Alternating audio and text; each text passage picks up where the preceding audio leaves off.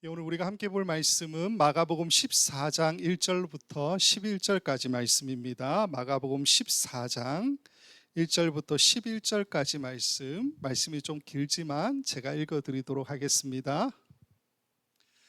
이틀이 지나면 유월절과 무교절이라 대제사장들과 서기관들이 예수를 흉계로 잡아 죽일 방도를 구하며 이르되 밀란이 날까 하노니 명절에는 하지 말자 하더라. 예수께서 베다니 나병 환자 시몬의 집에서 식사하실 때에 한 여자가 매우 값진 향유 곧 순전한 나드 한 옥합을 가지고 와서 그 옥합을 깨뜨려 예수의 머리에 부으니 어떤 사람들이 화를 내어 서로 말하되 어찌하여 이 향유를 허비하는가? 이 향유를 300데나리온 이상에 팔아 가난한 자들에게 줄 수 있었겠도다 하며 그 여자를 책망하는지라. 예수께서 이르시되 가만히 두라. 너희가 어찌하여 그를 괴롭게 하느냐? 그가 내게 좋은 일을 하였느니라. 가난한 자들은 항상 너희와 함께 있으니 아무 때라도 원하는 대로 도울 수 있거니와 나는 너희와 항상 함께 있지 아니하리라. 그는 힘을 다하여 내 몸에 향유를 부어 내 장례를 미리 준비하였느니라. 내가 진실로 너에게 이르노니 온 천하에 어디서든지 복음이 전파되는 곳에는 이 여자가 행한 일도 말하여 그를 기억하리라 하시니라. 열둘 중에 하나인 가룟 유다가 예수를 넘겨주려고 대제사장들에게 가매 그들이 듣고 기뻐하여 돈을 주기로 약속하니 유다가 예수를 어떻게 넘겨줄까 하고 그 기회를 찾더라. 아멘. 지난 시간에 저희가 함께 본 말씀은 13장 맨 마지막 말씀이죠. 28절부터 38절까지의 이야기를 간단하게 압축해서 말씀을 드리면요, 인자가 가까이 곧 문 앞에 이른 줄 알아라 라고 말씀하면서 어떻게 이야기하십니까? 예수님의 당부가 깨어 있으라 라고 하는 당부였죠. 여기 깨어 있으라라고 하는 것이 이 13장에 보면은 두 개의 단어로 사용된다고 말씀을 드렸습니다. 아그림네이테하고 그레고레이테인데 단어를 다 아실 필요는 없고요. 아그림네이테라고 하는 이 단어는 어떤 뜻이냐? 그 날과 그 때를 아무도 모르죠. 심지어는 하늘에 있는 천사도 모르고 아들도 모르고 누구만 압니까? 아버지만 아시기 때문에 파수꾼처럼 계속 감시하거나 보호하기 위한 목적으로 깨어 있으라라고 주신 말씀이 바로 아그렘네이테가 이야기하고 있는 깨어 있으라라고 하는 이야기라는 겁니다. 자, 그리고 두 번째로 그레고레이테라고 하는 이 단어는 주인이 타국으로 떠날 때에 종들에게 어떤 권리를 맡겨요. 권한을 주고 사물을 맡기는데 그게 뭡니까? 때를 따라 양식을 나눠주는 일이죠. 그걸 맡기고 이제 가는 그 비유로 말씀을 하시는 건데, 종은 어떻게 생각합니까? 종은 주인이 늦게 올 거야, 더디게 올 거야 이렇게 생각하면서 동료들도 때리고 친구들과 술 퍼먹고 이런 이야기가 나오죠. 근데 생각지 않은 날, 알지 못하는 시각에 갑자기 주인이 오게 되고요, 그 종을 엄히 때리고 벌을 내리고 그랬더니 주인이 종을 어떻게 합니까? 쫓아내죠. 그래서 바깥에서, 문 밖에서 슬피 울며 이를 갈게 될 것이다 라는 말씀을 해주고 계세요, 비유로.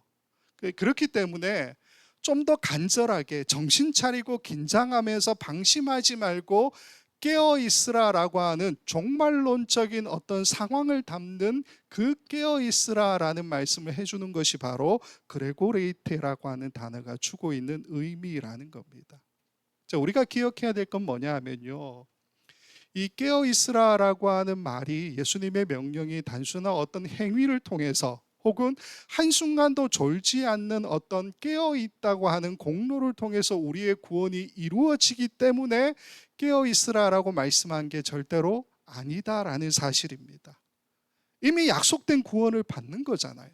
약속된 구원을 받는 자로서 때를 따라 이웃들에게 양식을 나눠주는 그 사랑, 그 사랑의 마음과 설렘의 마음으로 기다리면서 깨어 있으라라고 주신 말씀이라는 거예요. 그렇기 때문에 우리는 언제 주님이 다시 오실지 모르죠. 주인이 언제 다시 오실지는 모르지만은 깨어 있으라라고 하는 이 말씀이 우리에게 불안으로 다가오는 것이 아니고 희망으로 다가와야 되지 않느냐라고 지난 시간에 함께 이 말씀을 나누었다라는 겁니다.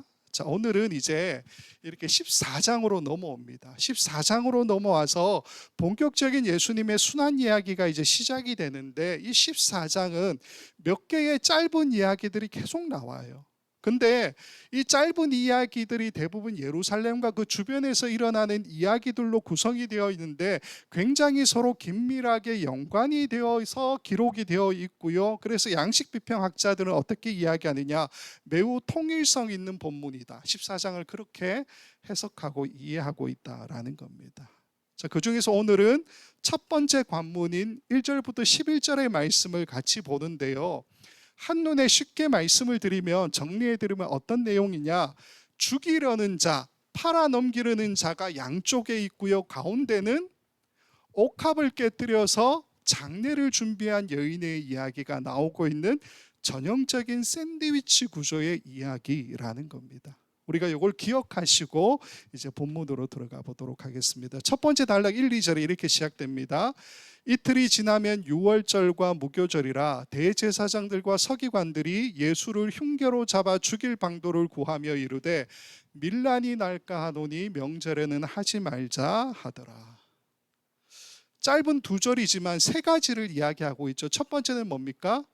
어떤 연대 표기가 분명히 기록되어 있다라는 거예요. 사건의 정확한 연대 표기. 두 번째는 예수님이 체포된다라고 하는 사실을 공식적으로 보도하고 있죠. 그리고 마지막 세 번째는 뭡니까? 체포 방식에 대한 이야기가 나오는데 다소 황당한 이야기로 우리에게 들려지고 있다라는 겁니다. 자, 일단 맨 앞에 보시면 이틀이 지나면 유월절과 무교절이라 이렇게 되어 있죠. 성경을 보시면요, 중요한 어떤 사건들마다 중요하다라고 하는 것을 강조하기 위해서 특별한 연대 표기를 해주고 있는 방식이 있습니다. 마찬가지로 여기에서도 그게 나타나는데, 그럼 오늘 본문에서는 무엇을 알려주느냐? 유월절과 무교절이다라는 사실을 이야기하는 게 아니고요, 본격적인 예수님의 순환이 이제 시작된다라는 것을 말하기 위해서 유월절과 무교절이다라고 하는 것을 이야기해주고 있다라는 거예요. 강조해주는 표현이라는 겁니다. 자, 그리고 2절에 보면 밀란이 날까 하노니 명절에는 하지 말자 이렇게 나오죠. 대제사장들과 서기관들의 입장에서도 갑자기 예수님을 잡게 되면 소요 사태가 혹시 일어나지 않을까를 생각하고 있었다라는 거죠. 그들에게 정치적인 부담이 되었다라는 거죠. 게다가 당시 팔레스타인 지역을 지배하고 있었던 로마 귀족층들이 있지 않습니까? 이 사람들에게도 유월절이라고 하는 명절이 굉장히 골치가 아팠습니다. 왜냐하면요, 유월절이 어떤 명절입니까? 애굽에서 이스라엘 백성들이 탈출하게 된 것을 말씀하고 있잖아요. 즉 하나님의 구원 역사, 하나님의 완전한 구원 역사를 이야기하고 있는 명절이기 때문에 로마 사람들의 입장에서는 혹시나 유대인들이 봉기를 일으키지 않을까라는 염려를 자연스럽게 할 수밖에 없었다라는 거죠. 그래서 촉각을 곤두세우고 지켜보고 있는 명절이 바로 유월절이라는 겁니다. 실제로 요세푸스, 역사가 요세푸스의 기록을 보면요, 주전 4세기경에 많은 유대인들이 예루살렘에 이제 유월절을 맞아서 모이게 되는데, 율법학자들이 유다와 다띠아라고 하는 사람들을 애곡하기 위해서, 이 두 사람을 애곡하기 위해서 음식을 나눠주는 일이 있었습니다. 그런데 이 일이 혹시나 광신적인 행위로 발전되지 않을까라고 염려하면서 로마의 호민관이 자신의 소속 군단 중에 한 보병대를 예루살렘으로 파병했다라는 기록이 나오고 있습니다. 이게 사실이라는 거예요. 그럴 수 있는 일. 자, 그런데 본문을 보면요, 로마인들은 유월절에 유대인이 봉기를 일으킬까 두려워하는 마음이 있는데, 유대인의 봉기는커녕 실제로 어떤 일이 있습니까? 심각한 소요 사태를 두려워하지만 대제사장들과 서기관들이 예수를 잡아 죽일 방도를 구하고 있다, 이렇게 이야기하고 있죠. 게다가 어떤 종교적인 힘을 과시하는 정상적인 방법으로 하는 것이 아니고 본문을 보면 어떻게 해요? 예수를 흉계로 잡아 죽일 방도를 구하고 있다, 이렇게 기록하고 있다라는 겁니다. 여기에 흉계라는 단어로 쓰인 것이 바로 돌로라고 하는 단어입니다. 헬라어 돌로인데 괴계, 흉교, 교활함, 속임수, 혹은 음흉한 어떤 이제 꾀, 이런 것들에 쓰이는 단어가 맞습니다. 근데 오늘 이 본문에서는 속이다라고 하는 뜻의 관점이 있는 게 아니고요, 중심이 있는 것이 아니고 기습적으로 은밀하게 그 사람을 속이는 것, 흉계를 하고 꿰어내는 것, 이런 것들을 의미하는 것이 바로 오늘 이 단어 돌로라고 하는 단어가 쓰이고 있는 내용이라는 겁니다. 그래서 사람들의 인정과 인기를 받고 있는 예수님을 그들이 어떻게 할 수 없었기 때문에 기습적으로 예수를 잡아 죽이러 가는 의도를 가지고서 그들이 서로 머리를 맞대고 있는 그 장면을 설명하고 있는 것이 바로 예수를 흉계로 잡아 죽일 방도를 구하며라고 하는 말이라는 겁니다. 그래서 그 흉계가 뜻하지 않는 곳에서 열매를 맺게 되죠. 어떻게 해요? 가룟 유다가 배신하는 것으로 통해서 열매를 맺게 되지 않습니까? 그 내용이 마가복음 14장 10절과 11절에 이렇게 나오죠. 12 중에 하나인 가룟 유다가 예수를 넘겨주려고 대제사장들에게 가매 그들이 듣고 기뻐하여 돈을 주기로 약속하니 유다가 예수를 어떻게 넘겨줄까 하고 그 기회를 찾더라. 3절부터 9절까지를 미리 보지 않고 1절, 2절을 보고 10절, 11절로 넘어온 이유는 샌드위치 구조인데 실제로 3절에서 9절까지의 내용이 없어도 말이 돼요. 내용의 이해가 하나도 안 되는 게 아니에요.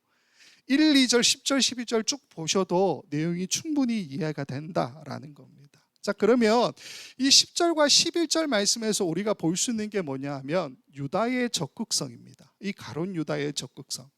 가룟 유다가 어떻게 적극성을 띠고 있느냐, 두 가지인데, 첫 번째는 그가 자진해서 예수를 넘겨주려고 대제사장을 찾아갔다라는 겁니다. 두 번째는 그가 약속을 받은 이후에 예수를 어떻게 넘겨줄까 하고 적극적으로 기회를 찾고 있었다라는 거예요. 여기에 보면요, 반복되는 단어가 뭡니까? 넘겨주다라는 거죠. 이 넘겨주다라고 하는 단어가 파라도이라고 하는 단어인데 타동사로 쓰일 때는 어떤 겁니까? 넘겨주는 게 아니고 넘김을 당하는 거잖아요. 그래서 항복하다, 이런 뜻이고요. 자동사로 쓰일 때는 오늘 본문처럼 배신하다, 넘겨주다, 인도하다, 이런 뜻으로 해석이 되는 단어라는 겁니다. 그러니까 적극성을 띠고서 그가 넘겨주기를 원했다라는 것을 이야기하고 있다는 거예요. 물론 우리는 왜 유다가 이렇게 넘겨주려고 했는지 그 마음의 상태를 다 알 수는 없습니다. 다만 제가 즐겨보는 WBC 주석에 보면요, 이 크레이그 A 에반스라고 하는 이 신학자가 어떻게 썼느냐, 아마도 3년 동안 예수님을 따라다닌 이 유다는 예수님이 메시아가 아니다라는 결론을 내렸기 때문에 넘겨주려고 했던 것이 아닌가라고 추측하고 있어요. 그렇기 때문에 예수님 어떻게 하셨습니까? 3년 동안 종교 지도자들 비판하고, 또 요 앞에 12장, 13장 계속 무슨 이야기 합니까? 멸망에 대한 이야기, 그런 이야기 하잖아요. 그러니까 그런 말씀들을 해주신 이 예수님이 실제적으로 자신에게 있어서는 정치적인 위협이 될 거다라고 판단하지 않았을까라는 겁니다. 그래서 예수님을 훨씬 더 적극성을 띠고서 넘겨주려고 했던 것이 가룟 유다의 마음이 아니냐, 그 이야기를 하고 있는 거예요. 근데 마태나 마가복음은 그런데요, 누가복음하고 요한복음을 보면요, 가룟 유다의 이러한 적극성을 나름 해명하기 위한 어떤 말들이 나와 있습니다. 그 말이 뭐냐면 누가복음 22장 3절과 요한복음 13장 27절을 보면 이렇게 되어 있습니다. 누가복음 22장 3절, 12 중에 하나인 가룟인이라 부르는 유다에게 사탄이 들어가니, 요한복음 13장 27절, 조각을 받은 후 곧 사탄이 그 속에 들어간지라. 이에 예수께서 유다에게 이르되, 이렇게 이야기하시죠. 자, 누가복음과 요한복음이 아무리 이 가룟 유다를 대변하는 말을 해주고 있다 할지라도 사실 복음서의 오리지널에 더 가까운 것은 뭡니까? 마가복음. 맨 처음 써졌다 우리가 알고 있잖아요. 따라서 이 마가복음이 분명하게 가룟 유다는 예수님을 넘겨주려고 대제사장들을 찾아갔다라고 이야기하고 있고, 어떻게 넘겨줄까 그 기회를 찾고 있었다라고 말하고 있기 때문에 가룟 유다의 적극적인 어떤 결단과 행동이 반드시 있었다라는 것을 우리에게 알려주고 있다라는 겁니다. 놀라운 사실은요, 합의점에 이룰 수 없는 두 집단의 사람이잖아요. 한쪽은 대제사장과 서기관이고요, 한쪽은 가룟 유다, 예수님의 제자 아닙니까? 근데 이 두 부류의 사람이 합의점을 이루는 것이 나와요. 그 합의점을 이루는 딱 하나의 매개체가 뭡니까? 오늘 본문을 보면 돈이죠. 돈. 이 돈에 대해서 가룟 유다가 돈을 받고 예수님을 팔아준 것에 대해서 제자들 사이에서 가룟 유다가 돈 맡은 자였기 때문에 그랬다. 그래서 여러분도 돈에 집착하지 마라. 돈이 우상이 되면 안 된다. 가룟 유다처럼 하다가는 배가 터져 죽을 거다. 놀랍게도 제가 어릴 때 들었던 설교 내용입니다. 요즘도 그러는지는 잘 모르겠지만 우리가 이런 설교를 들어왔었죠.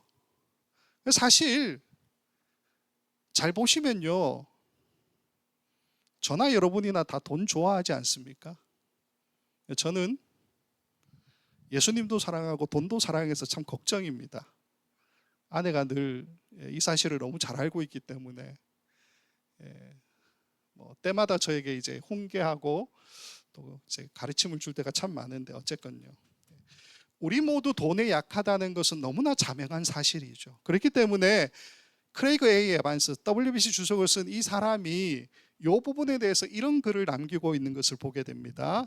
제가 읽어드릴게요. 고대 말의 세계에서 사람들은 배신자를 경멸했다. 뇌물을 받고 동족을 배신하는 것은 끔찍한 범죄 행위요, 대단히 수치스러운 일로 여겨졌다.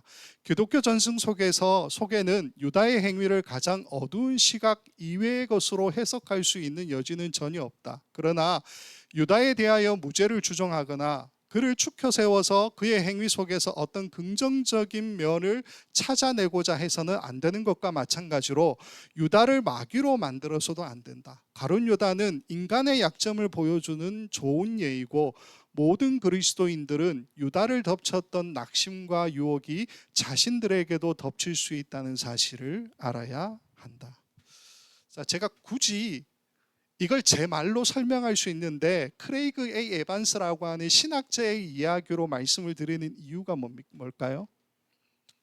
제 말에는 신뢰할 수 없어도 신학자의 말은 여러분들이 신뢰할 수 있잖아요. 그러니까 신학자들이 보고 있는 시각이 이렇다라는 겁니다. 저도 개인적으로 이 관점에 동의합니다. 가룟 유다에게 사단이 들어갔다라고 하는 해석에 우리가 집착할 필요가 없어요. 왜요? 저희는 모두 다 우리 자신을 잘 알고 있지 않습니까? 사단이 들어갔다라고 우리가 해석하려고 하는 그 마음 속에는 사실은 철저하게 가룟 유다는 나와 다른 사람이다라고 생각하는 것, 그게 깔려 있는 것 아닐까요? 구별하고 분리하고.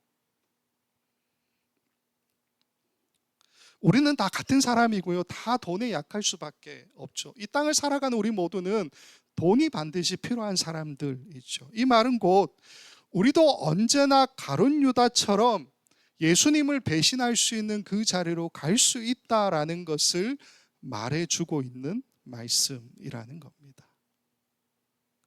자, 이렇게 이제 대제사장들과 서기관들이 머리를 맞대고 기습적으로 예수님을 잡아 죽이려고 모의하고 가룟 유다가 적극적으로 거기에 대해서 반응하고 있는 이야기가 샌드위치의 겉면에 나온다면, 이제 햄에 해당하는 이야기가 3절부터 9절까지의 말씀인데, 예수님의 장례를 준비하고 있는 한 여인의 이야기지요. 이제 본문이 이렇게 시작됩니다. 14장 3절 말씀입니다. 예수께서 베다니 나병 환자 시몬의 집에서 식사하실 때에 한 여자가 매우 값진 향유 곧 순전한 나드 한 옥합을 가지고 와서 그 옥합을 깨뜨려 예수의 머리에 부으니. 우선 눈에 띄는 것은 예수님께서 지금 어디 계십니까? 나병 환자 시몬의 집에 계시죠. 거기서 식사를 하고 계시다라는 겁니다. 여러 번 살펴봤지만 전통적인 유대인의 관습, 율법을 따른다라고 한다면 유대인은 절대로 근처에도 가지 말아야 할 부정한 나병 환자, 죄인 아닙니까? 근데 예수님이 거기에 가서 식사를 하신대요. 근데 이게 우리에 낯설지 않잖아요. 왜 그렇습니까? 마가복음 2장을 보면요, 세리인 레위의 집에서 예수님이 식사를 하셨죠. 1장에 보면요, 예수님 나병 환자를 고쳐주시는데 직접 만지시기도 하셨다라는 겁니다. 그렇기 때문에 예수님 원래 그렇잖아. 뭐 부정한 사람이라고 해도 별로 개의치 않은 것이 예수님 아니냐, 이렇게 해석해도 돼요. 그런데 다르게 좀 해석할 여지도 충분히 있습니다. 그게 뭐냐면 지금 본문을 보면요, 제자들과 예수님이 그 집에 모여 있어요. 나병 환자 시몬의 집에 모여 있고 이름을 밝혀주고 있지 않는 한 여인도 지금 자유롭게 드나들면서 값비싼 향료를 예수님께 부어드리는 모습을 우리가 보게 되죠. 만약 시몬이 여전히 나병을 가지고 있는 부정한 상태다라고 생각한다면 이런 식으로 많은 사람들이 그의 집에 들락달락거리거나 함께 모여서 식사를 하는 장면 자체가 관례상, 율법상 이루어질 수 없는 모습이라는 겁니다. 그렇기 때문에 우리가 추측할 수 있는 것이 뭐냐 하면요, 이미 시몬은 병에서 나았다라고 추측할 수가 있죠. 그죠? 이미 시몬은 병에서 나았다. 그리고 아마도 이전에 예수님께 치유를 받은 사람으로 감사와 감격의 마음에 예수님을 식사 자리에 초대한 것은 아닌가라고 조심스럽게 추정해 볼 수 있다라는 겁니다.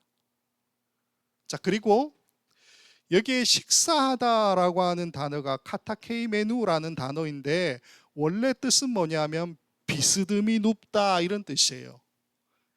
그러니까 유대인의 관습자, 식사 관습이 비스듬히 누워서 음식을 먹는 관습이 있었기 때문에 여인이 예수님 뒤로 와서 머리에 향유를 붓는 것이 가능했죠. 바닥에 비스듬히 누워 있으니까요. 자, 그런데 그때 그 여인이 말씀을 보면 매우 값진 향유 곧 순전한 나드 한 옥합을 가지고 와서 그 옥합을 깨뜨려 예수의 머리에 부었다, 이렇게 이야기하고 있습니다. 여기서 가장 중요한 단어가 뭘까요? 저희 아내가 열심히 하는 큐티 모임이 나드 사모 모임이거든요. 나드가 중요한 게 아니고요, 옥합이 중요한 게 아니고요, 여기서 가장 중요한 단어는 깨뜨려라고 하는 단어입니다. 깨뜨려. 이 단어가 쉰트립사사라고 하는 단어인데 산산조각내다, 박살내다 이런 뜻이에요. 저희 아이들 어릴 때 깨질 만한 것 들고 있으면 반드시 떨어뜨려서 깨더라고요. 쉰트립사사, 그 말입니다. 우리에게 어떤 뜻을 이야기해 주고 있냐 하면요, 여인이 향유 옥합을 가지고 왔는데 깨뜨렸잖아요. 이게 무슨 말이냐 하면요, 이 옥합의 가치가 얼마인지는 중요하지 않고 자기가 계산하지도 않고 조금도 남김없이 깨뜨려서 부어드렸다라는 것을 우리에게 전해주고 있다라는 겁니다. 그게 중요해요. 그거 나중에 조금 더 보고요. 자, 그랬더니 함께 있던 사람들이 그녀를 책망하죠. 14장 4절과 5절이 이렇게 되어 있습니다. 어떤 사람들이 화를 내어 서로 말하되 어찌하여 이 향유를 허비하는가? 이 향유를 300데나리온 이상에 팔아 가난한 자들에게 줄 수 있었겠도다 하며 그 여자를 책망하는지라. 얼마나 비싼지 여기 나오죠. 300데나리온. 뭐 성인 남성의 1년치 연봉 뭐 이렇게 이야기도 하던데 그만큼 값지다, 이렇게 보시면 돼요. 자, 본문을 보면요, 어떤 사람들이 화를 내어 이렇게 이야기하고 있죠. 자, 여기에 어떤 사람들은 누굴까요? 제자들이다 아니다 이렇게 나누어지기도 합니다. 그러나 곧 우리가 보겠지만 6절부터 9절까지 말씀을 보면요, 예수님이 책망하시는데 내용을 보시면 제자들에게 책망하고 있다는 것을 우리가 알 수 있습니다. 따라서 여기에 어떤 사람들은 누굽니까? 제자들. 일단 그렇게 알고 계시고, 이 제자들이 여인에게 뭐라고 이야기합니까? 왜 향료를 허비하느냐? 그걸 300데나리온 이상에 팔아서 가난한 자들을 도와줄 수 있었을 것이다. 그렇게 이야기하고 있잖아요. 이거는 유월절 명절과 연관된 말입니다. 무슨 말이냐면요, 유월절이 되면 유대인들은 주변의 가난한 사람들에게 자기의 음식을 나누어 주는 관습이 있었습니다. 그것과 연관이 되는 이야기다는 거예요. 그런데 지금 이 제자들이 정말로 가난한 자들을 염려하면서 유월절 풍습에 관한 이야기를 하고 있느냐? 저는 100% 동의하지 않습니다. 왜냐하면요, 지금까지 이 14장 이제 앞부분이잖아요. 14장 앞부분까지 오는 동안 제자들이 보여줬던 모습이 있어요. 다 말씀 안 드리고 세 가지만 말씀을 드리면요, 서로 누가 크냐 다투었잖아요. 예수님께 어린아이들이 다가오니까 야 저리 가, 애들은 가, 쫓아내었던 모습도 있잖아요.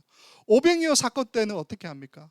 기적이 다 행하고, 기적을 이제 예수님 일으키시기 전에 사람들이 너무 많이 몰려 있는데 밥 먹을 게 걱정이 돼서 어떻게 이야기해요? 제자들이 이 사람들 가까운 마을로 다 보내셔서 각자 알아서 밥 먹게 하세요.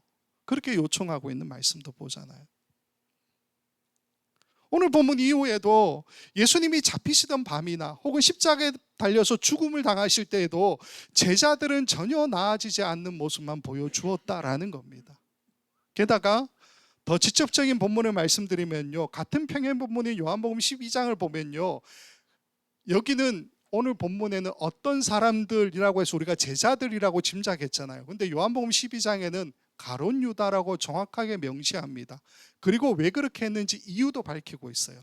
요한복음 12장 4절부터 6절입니다. 제자 중 하나로서 예수를 잡아줄 가룟 유다가 말하되 이 향유를 어찌하여 300데나리온에 팔아 가난한 자들에게 주지 아니하였느냐 하니, 이렇게 말함은 가난한 자들을 생각함이 아니요 그는 도둑이라 동계를 막고 거기 넣는 것을 훔쳐 가미러라. 요한복음의 이 기록은 요한복음에만 나오기 때문에 다른 복음서의 평행 본문과 비교하면 얼마나 정확할까를 우리는 의문을 가질 수가 있죠. 어쨌건 그러나 여기서 이야기하고 있는 건 뭡니까?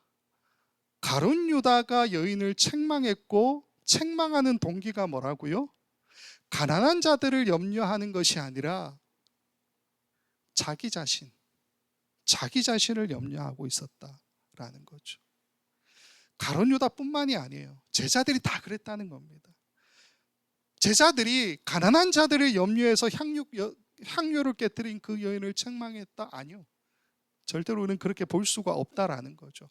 그렇기 때문에 예수님께서 제자들을 나무라시면서 그 다음 말씀을 하시는데, 그게 바로 6절부터 8절까지 말씀입니다. 예수께서 이르시되 가만히 두라, 너희가 어찌하여 그를 괴롭게 하느냐? 그가 내게 좋은 일을 하였느니라. 가난한 자들은 항상 너희와 함께 있으니 아무 때라도 원하는 대로 도울 수 있거니와 나는 너희와 항상 함께 있지 아니하리라. 그는 힘을 다하여 내 몸에 향유를 부어 내 장례를 미리 준비하였느니라. 자, 일단 보면 6절에요. 그가 내게 좋은 일을 하였느니라 이렇게 말씀하는데, 여기에 좋은으로 쓰인 단어가 칼로스라는 단어입니다. 겉으로 보기에 아름답고 좋은. 그래서 어떻게 해석할 수 있느냐? 아름다운 일 혹은 선한 일, 이렇게 해석해도 돼요. 자, 그러면 왜 예수님은 자신에게 옥합을 깨뜨려서 기름을 부은, 향유를 부은 이 여인의 행위에 대해서 아름다운 일, 선한 일, 좋은 일이라고 말씀하고 계실까요? 7절을 보면 그 이유가 나오죠. 어떤 이유요?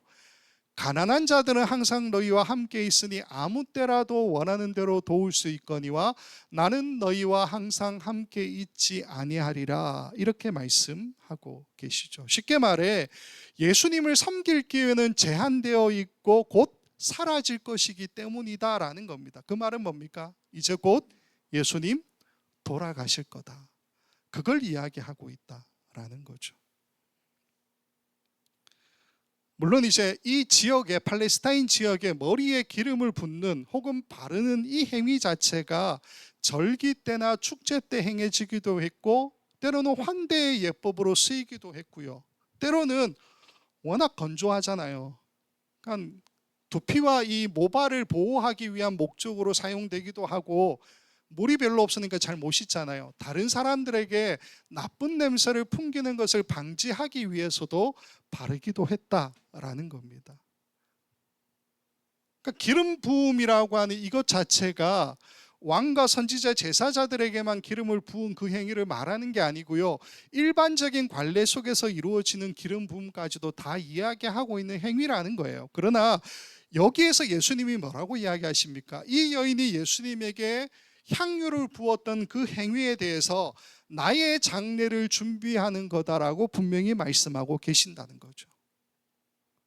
장례를 위해서 향유를 부었다, 기름을 부었다라고 하는 것은 뭡니까? 살아있는 사람, 곧 죽을 사람에게 하는 게 아니고 죽은 사람에게 하는 거예요. 예수님 죽지 않았잖아요. 아직 죽지 않았음에도 불구하고 기름 붓고 있는 것에 대해서 예수님이 곧 자신은 죽을 거야 라는 것을 말씀하는 게 아니냐라는 거예요. 그 행위에는 반드시 이유가 있겠죠. 예수님 그렇게 말씀하신 데는 분명히 이유가 있다는 겁니다. 우리가 쉽게 생각하면요, 이 기름 부음 자체가 어떤 목적을 두고 있는 죽음에 대한 장례 준비는 아니냐라는 거예요. 어떤 목적에 대한 죽음이 있고, 그게 예수님의 죽음이잖아요. 그 예수님의 죽음을 장례 준비한 것 아니냐. 예수님은 어떤 목적으로 죽으십니까? 메시아로서 모든 사람의 죄를 사하기 위한 죽음을 맞이하시죠. 그 장례 준비, 예수님께서 그걸 말씀하고 계시는 것이 아니냐라는 겁니다. 왜 그러냐면요, 이미 10장에서 비슷한 말씀을 하셨어요. 마가복음 10장 45절, 인자가 온 것은 섬김을 받으려 함이라 도리어 섬기려 하고 자기 목숨을 많은 사람의 대속물로 주려 함이라. 자신의 결과가 어떻게 될 것인지를 분명히 알고 계셨다라는 거죠. 그렇기 때문에 지금 여인이 옥합을 깨뜨려 향유를 붓고 있는 이 행위에 대해서 예수님 뭐라고 이야기하셨다고요? 메시아로서의 죽음을 준비하고 있는 장례 준비다, 그렇게 말씀하고 계시고 예수님도 그것을 분명히 알고 계셨다라는 겁니다. 그러나 여인이 이 사실을 알았느냐 몰랐느냐에 대해서는 굉장히 논란이 있을 수 있죠. 대부분의 학자들은 여인은 그러한 의미가 있다는 것을 몰랐을 것이다 라고 추측하고 있습니다. 왜 그러냐면 실제로 요한복음 12장에 나오는 평행본문을 보게 되면요, 여인이 기름을 붓는데 어디 붓습니까? 발에 부어요. 예수님 머리가 아니고. 그렇기 때문에 발에 부었기 때문에 머리에 부은 것이 아니니까 메시아로서의 죽음을 이야기하는 것은 아니다, 그 장례 준비가 아니다라는 해석도 분명히 있다라는 겁니다. 그러나 마태복음이 유대인을 위해서 썼잖아요. 지금 우리가 보고 있는 마가복음은 최초의 복음서라고 이야기하잖아요. 그러니까 조금 더 우리에게 근거를 마련해 줄 수 있는 유대인들이 이야기하는 처음 써진 복음서, 이런 것들이 이야기하는 게 뭡니까? 여인이 예수님의 머리에 기름을 부었다라는 것을 분명히 기록하고 있고, 오늘 본문 이후에는 가룟 유다 배신이 나오고요, 죽음을 향해 가는 순환의 내러티브가 계속 이어지죠. 즉 이게 뭡니까? 고난받는 왕 메시아, 이 논리를 이야기하고 있는 서사잖아요. 그리고 십자가 위에서 메시아가 죽임을 당하지만 실제로는 자색 옷을 입고 머리에는 면류관을 쓰면서 유대인의 왕이다라고 하는 조롱을 받으시죠. 마찬가지로 동일한 이중적 의미가 오늘 본문 안에도 있다라는 겁니다. 즉 예수님이 향유를 붓는 이 여인이 머리에 기름을 붓는 것으로 통해서 메시아의 죽음을 예비하고 있기도 하지만, 이게 어떤 의미라고요? 왕으로 오신, 메시아로 오신 예수님의 즉위식이지만 동시에 죽음을 이야기하는 행위이기도 하다, 이중적 의미로 쓰이고 있다라는 것을 우리에게 말해주고 있다라는 겁니다. 아마도 초대교회 당시에 많은 이단들이 설치지 않았습니까? 그 상황 가운데서 초대교회도 지금 저희가 함께 나누고 있는 이런 이야기들을 가지고 심각하게 논의했겠죠. 중요한 것은 모든 복음서가 동일하게 쓰고 있는 사실이 있어요. 오늘 이 사건을 두고 어떻게 쓰느냐, 예수님이 왕으로 오셨다는 것을 증명하는 정치적 정당성을 주는 행위로서 여인이 기름을 부었다, 그렇게는 보지 않는다라는 거예요. 그러니까 예수님이 오셨고 예수님이 곧 죽임을 당하실 것인데 기름을 머리에 붓든 발에 붓든지 간에 이 행위 자체가 정치적인 왕으로 오신 사람, 메시아를 이야기하는 것은 결단코 아니다라는 겁니다. 만일 그랬다면 예수님 죽으신 이후에 봉기가 일어나는 것이 마땅했겠죠. 오히려 당시 성도들은 봉기가 아니라 예수님 십자가에 못 박혀 죽으시잖아요. 십자가에 달린 예수라고 하는 이 사람이 정말로 메시아인가, 우리가 그렇게 인정해도 되는가라고 하는 이러한 신학적 고민들을 하고, 그러면서 그 내용들을 오늘 본문인 마가복음 혹은 마태복음에 기록하는데 어떻게 기록했다고요? 발이 아니라 머리에 기름을 붓는 행위를 통해서 기록하고 있다라는 겁니다. 이러한 관점으로 우리가 보게 되면 예수님께 여인이 자신의 기름을 붓고 있는 이 행위에 대해서 예수님이 내 장례를 준비한 것이다 라고 말씀하신 것이 어느 정도 우리가 이해가 되죠. 즉 무슨 말입니까? 지금 예수님이 가고 계신 그 길은 메시아로서의 순환과 죽음과 부활로 가는 길을 우리에게 보여주고 있다. 그걸 예수님은 분명히 알고 계셨고 여인의 행위를 통해서 장례 준비를 하고 있다는 것을 제자들에게, 우리들에게 밝혀주고 계시다라는 겁니다. 자, 그리고 마지막 9절 말씀이 이렇게 나옵니다. 내가 진실로 너에게 이르노니 온 천하에 어디서든지 복음이 전파되는 곳에는 이 여자가 행한 일도 말하여 그를 기억하리라 하시니라. 이 9절이 논란이 좀 있습니다. 어떤 논란이냐, 신학자들이 이 9절은 아마도 후대에 첨가된 것이 아니냐라는 의문을 가져요. 그러니까 예수님의 실제 말씀이 아니고 나중에 편집돼서 추가된 거다. 근데 뭐 일부의 이야기고 또 다른 일부에서는 아니다, 예수님 직접적인 말씀이 맞다라고 하는데 두 가지의 이유로 그걸 설명합니다. 하나는 극단적인 예수님의 화법이 여기도 나온다는 거예요. 예를 들어서 마가복음 10장에 보면 낙타가 바늘기로 들어가는 것이 부자가 천국에 들어가는 것보다 쉽다. 혹은 마가복음 7장에 내 형제 눈 속에 있는 티름 보면서 내 눈 속에 있는 들보는 깨닫지 못하느냐. 혹은 마태복음 5장에 내 눈이 너를 범죄하거든 빼어버리라. 굉장히 호전적인 말씀이잖아요. 예수님이 이런 말씀들을 많이 쓰셨는데 이 9절의 말씀도 상당히 호전적이고 직접적인 예수님의 독특한 화법이다라는 게 첫 번째 이유입니다. 두 번째 이유는 만일 이 구절이 초대교회의 신학적 입장에 의해서 남겨져 있는 말씀이다, 혹은 편집되어서 지금 전해주고 있는 추가된 말씀이다라고 한다면 반드시 여인의 이름이 나오지 않았겠느냐라는 추측이에요. 근데 오늘 말씀을 보면은 이름이 없죠. 이름이 없고 오히려 그녀의 어떤 이 행위, 거기에 대해서 기억될 것이고 그녀도 기억될 것이다 라고 말하고 있기 때문에 이게 오히려 예수님의 직접적인 발언의 하나의 증거가 된다, 그렇게 이야기하고 있습니다. 실제로 이름이 빠져 있는데 온 천하에 어디서든지 복음이 전파되는 곳에는 이 여자가 행한 일도 말하며 그를 기억하리라고 말씀하는 것은 상당히 자기 모순적이고 허술하지만 오히려 이 모습이 이렇게 쓰여 있는 이것이 직접적인 예수님의 말씀이 아니냐라는 거예요. 학자들은 그렇게 생각하고, 우리는 이 구절을 통해서 무엇을 깨달아야 합니까? 간단하죠. 이 구절의 말씀은 복음 안에서 우리가 아무리 작은 헌신과 섬김을 한다 할지라도 하나님은 그것을 절대로 잊어버리시는 분이 아니다라는 것을 우리에게 말씀해 주고 계시죠. 말씀을 맺겠습니다. 오늘 본문은 샌드위치 구조라고 말씀을 드렸어요. 죽이려고 하는 자와 팔아넘기려고 하는 이 자, 요 사이에 있는 이 여인의 헌신, 즉 값진 것을 부어드리는 그 여인의 모습이 나오는 이야기가 끼어져 있는 샌드위치 구조의 이야기라는 겁니다. 근데 보시면 같은 자리에 같은 예수님을 앞에 두고서 전혀 다른 두 사람의 반응이 나타나 있죠. 한 사람은 값진 것을 자기 손에 쥔 채 예수님을 은전 맨잎에 팔아넘기려고 하는 모습을 보여주죠. 그러나 한 여인은 자신의 가장 값진 것을 깨뜨려서 아낌없이 쏟아붓는 모습을 보여주고 있지 않습니까?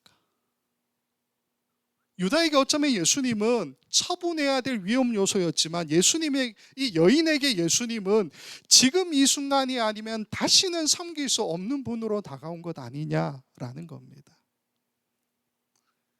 그렇다고 오늘 본문을 통해 우리가 유다를 손가락질할 수 있느냐? 아니요. 크레이그 에반스가 이야기하고 있는 것처럼 유다를 덮쳤던 그 낙심이나 유혹은 우리 모두에게도 덮칠 수 있는 상황이라는 거죠. 우리 안에도 계산이 있지 않습니까?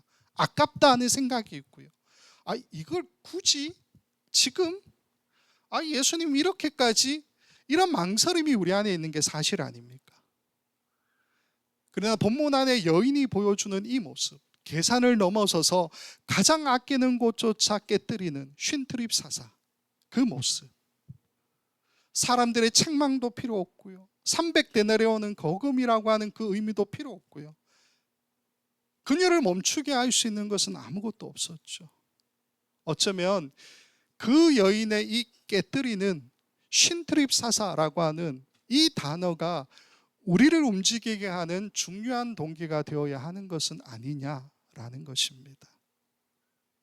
그리고 예수님은 이 깨어진 옥합 속에서, 깨뜨리는 옥합 속에서 자신의 죽음을 보시고 말씀하고 계시죠. 메시아로서 우리 모두의 죄를 짊어지고 가실 그 죽음. 물론 여인은 몰랐겠지만 그녀의 헌신이 결국에는 예수님의 죽음의 의미, 이것과 정확하게 포개어져서 예수님의 장례를 준비하는 헌신이 되었다는 것이 오늘 본문이 우리에게 보여주는 말씀 아니겠느냐라는 겁니다. 그리고 예수님께서 이 여인의 믿음의 행위를 보시고 뭐라고 이야기하십니까? 온천하 어디서든지 복음이 전해지는 곳마다 이 여자가 행한 일도 기억하고 그녀도 기억될 것이다, 그렇게 이야기하고 계시죠. 우리가 보았던 것처럼 복음 안에서의 나의 작은 헌신과 결단조차도 하나님은 반드시 기억하신다라고 하는 메시지를 우리에게 전해주고 있다라는 겁니다. 세상은 우리의 헌신과 우리의 희생을 기억하지 못하겠지만 예수님이 모든 것을 기억하신다는 이 약속을 믿고 우리가 살아갈 수 있는 것 아니겠습니까? 간절히 바라기는 우리 모두가 유다의 자리, 즉 넘겨주는 자의 자리에 서지 않고 이 여인이 보여주는, 즉 부어드리는 자의 자리에 서는 저와 여러분 모두가 되었으면 좋겠습니다. 계산하지 말고요, 아까워하지 말고요, 지금 우리에게 주어진 이 순간 예수님에게 가장 값진 것을 내가 드릴 것은 과연 무엇인지. 나에게 가장 값진 것을 누가 가장 잘 압니까? 아내도 모르잖아요. 가족도 모르고 누가 압니까? 내가 잘 알죠. 나에게 가장 소중한 것은 내가 가장 잘 알죠. 그 나의 가장 아까운, 아끼는 그것을 예수님 발에, 예수님 머리에 깨뜨릴 수 있는 그 자리로 함께 가는 우리 원커뮤니티 교회 모든 성도님들 다 될 수 있기를 우리 주님의 이름으로 간절히 축원을 드립니다. 같이 기도하겠습니다. 아버지 하나님, 본격적인 순환의 길을 걸어가시는 예수님, 그런데 슬퍼하지도 절망하지도 않으시고 담담히 곁에 있는 사람들을 품으시며 그 길을 걸어가시는 예수님을 오늘 말씀 속에서 만나게 됩니다. 이름 없는 한 여인의 향유 옥합을 깨뜨려 부어드리는 그 행위와 12 제자들, 그리고 가룟 유다가 예수님을 배신하고 적극적으로 넘겨주는 그 행위를 바라보며 칭찬과 경고의 말씀을 주신 것을 우리가 잊지 않기를 간절히 소망합니다. 그래서 넘겨주는 자가 아니라 부어드리는 자의 자리에 우리가 서게 하시고 나의 가장 값진 것조차 아낌없이 깨뜨려 부어드리기를 주저하지 않는 순전한 믿음을 가지고 예수님에게 칭찬 듣는 우리 모두가 될 수 있도록 주께서 우리를 인도하여 주시옵소서. 우리의 작은 헌신과 결단까지 잊지 않으시는 예수님의 이름으로 기도합니다. 아멘.